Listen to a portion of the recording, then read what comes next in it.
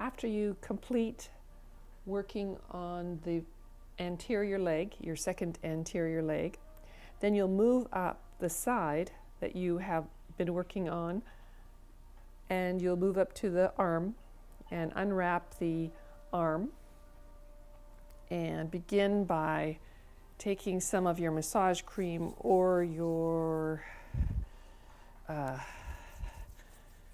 coconut oil and begin to effleurage the arm.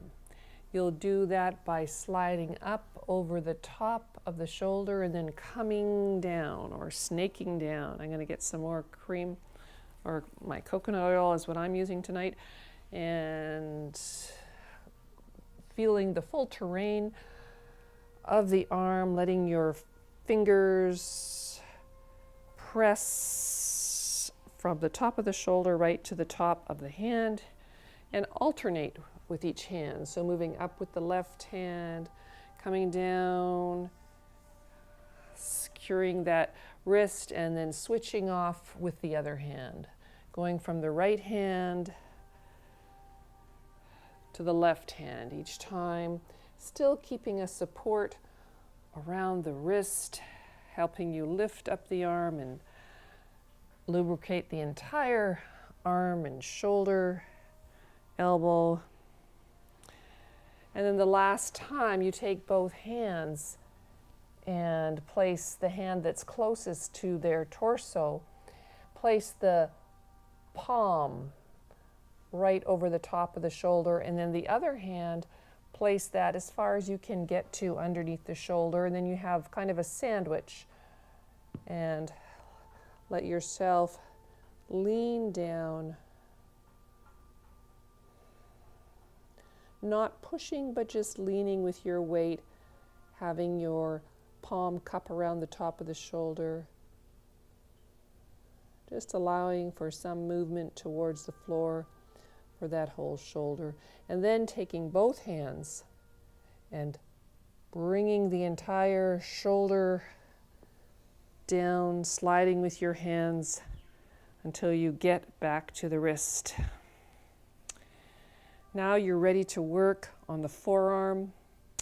Begin by securing the wrist with one hand, taking your other hand, the thumb, and having it perpendicular to the forearm, giving pressure with your fingers on the top of the arm and on the inside of the forearm. You'll give pressure with the broad surface of your thumb towards the elbow crease, each time just alternating so that you're able to cover the full surface of the inside of the forearm, gradually adding more and more pressure. You're leaning downwards, lifting up at the wrist so that you are balancing the arm on its elbow, sliding down, and again increasing your pressure bit by bit. And you can check in with your receiver to see if they would like a deeper pressure. You can even look to their expression on their face, since they're face up now, and you can get an idea whether or not this is appropriate pressure for them too. You can ask them directly. Leaning in, bending forward. I'm sitting on my knees here, so I'm able to just lean forward.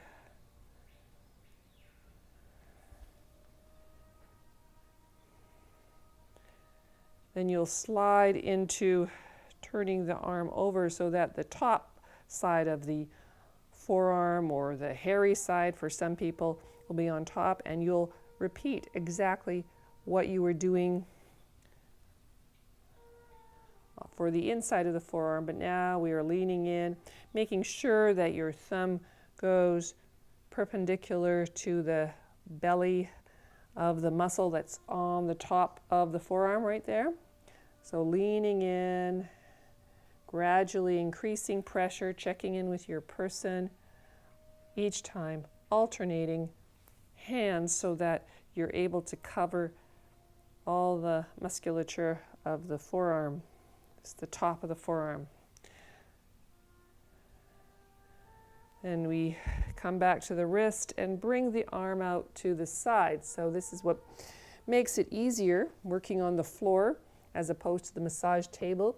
You're able to rest this whole arm out to the side and then just we're just going to focus in on the upper arm, and whatever you're able to do with your hands. You can be kneading this area, kneading the biceps and the triceps, and moving on to the deltoid area, basically kneading this area. This is how you're going to be working the muscles of the upper arm. So for each person, how you work this area, of course, would be unique.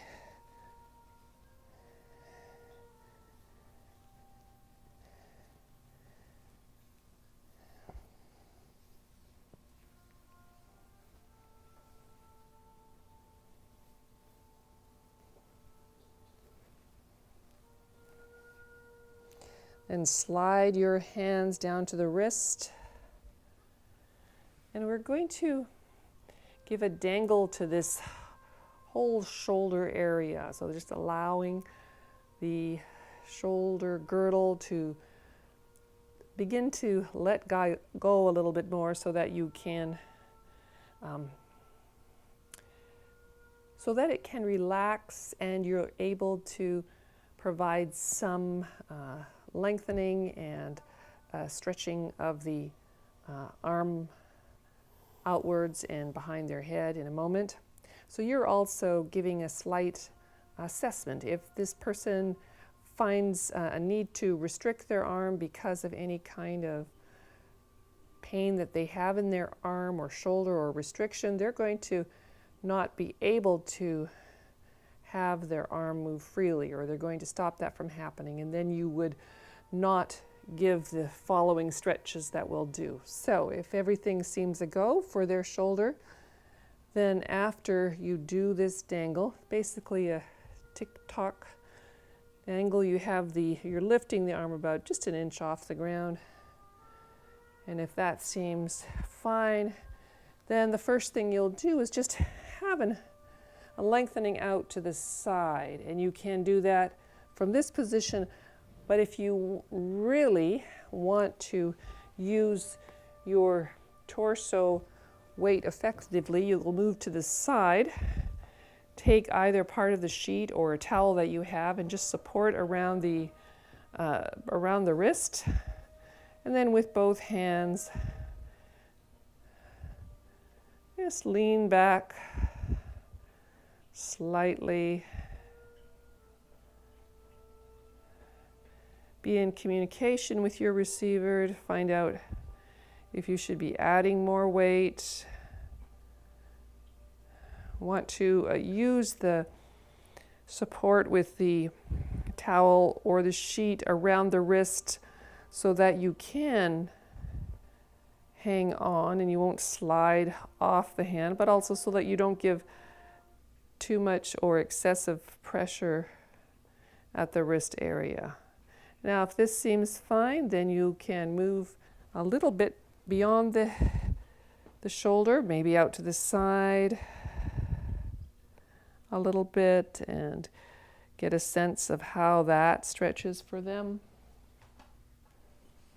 Okay, so taking, again, both your hands, and I'm just leaning back, using my torso weight.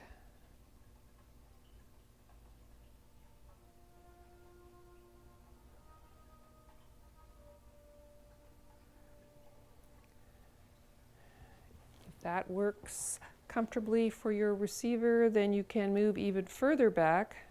So you're just testing this out, finding out if it's okay to lean back. And remember, it's a gradually increasing weight as you lean back slowly. And as your receiver relaxes, the lengthening of the arm will become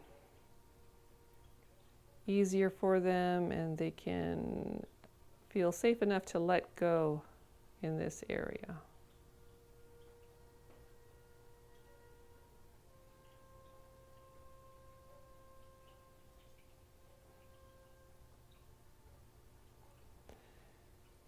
After you've spent enough time there, then you'll come back to your original position. And we have a little step in here where it is very soothing wrist step. You'll be lifting the arm up just about an inch or so off the ground and begin below the wrist, sliding with the whole hand to above the wrist. So this should be a very comforting step for the wrist. This can be done quickly. You're using gravity. The arm is falling downwards and you are lifting up from below the wrist to above the wrist.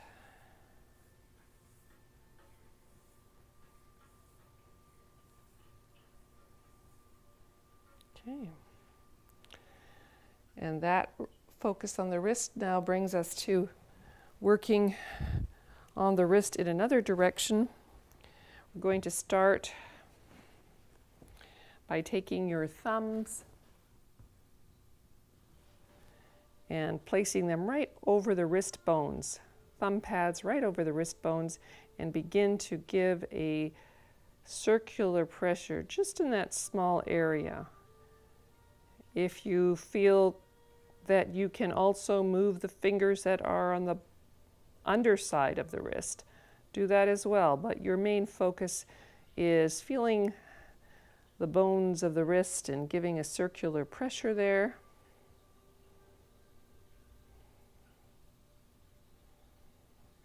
Then the next step is to slide with both thumbs on top of the hand. Both of your thumbs can stay together. Your fingers are meeting each other on the inside of their palm. So that's the setup. Squeeze your receiver's hand very tightly and then just pull up the sides of the hand. So how it would look on the bottom of the hand is like that, because you have just pulled up the sides of the hands. You're not releasing the hands as you're moving them up to the sides. You're pulling and they slide, opening up the bottom of the hand. Repeating that over and over. So going back, fingers meeting at the bottom of the center of the palm, and then pulling the sides of the hand up. Just like that. That's how it would look. And the palm is face down.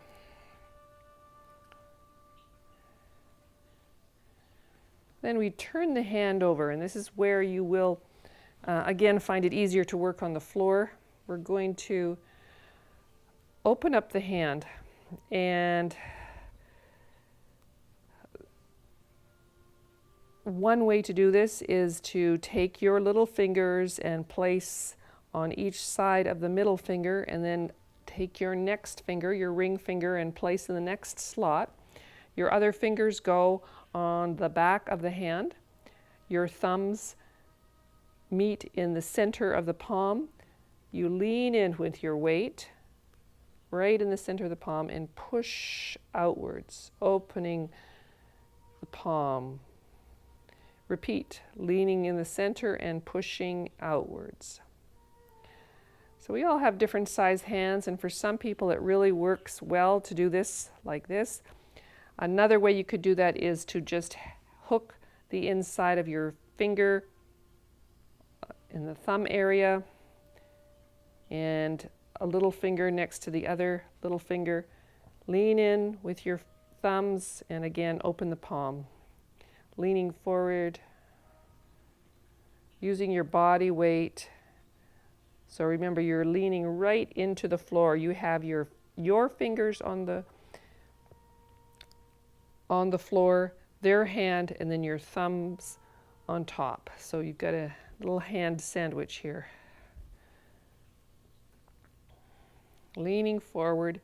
You can work deeply as long as your receiver doesn't have an injury on their hand. Hands are pretty tough. You can check in with them if you're not sure, but this is a great way to give deep work on the palm of the hand. And then as soon as you finish that, you can slide right into giving support around the wrist and begin to work on each of the fingers and the thumb, giving a pressure, so squeezing the base of the thumb and twisting and then pulling at the same time. So 3 things you want to think of when you're doing this. I'm going to switch off my hands when I'm feeling tired to when I'm working on each of the fingers. So squeezing at the base of the finger, twisting at the same time, and then also pulling. So squeeze, twist, and pull. And just doing one at a time. And if your hand is getting tired, the one that's doing the squeezing, then you just switch off. Just like that. And you can spend as much time as you want doing this. You can repeat. Don't be afraid of the knuckles, the joint areas of the fingers. Bringing circulation to your well-worked hands.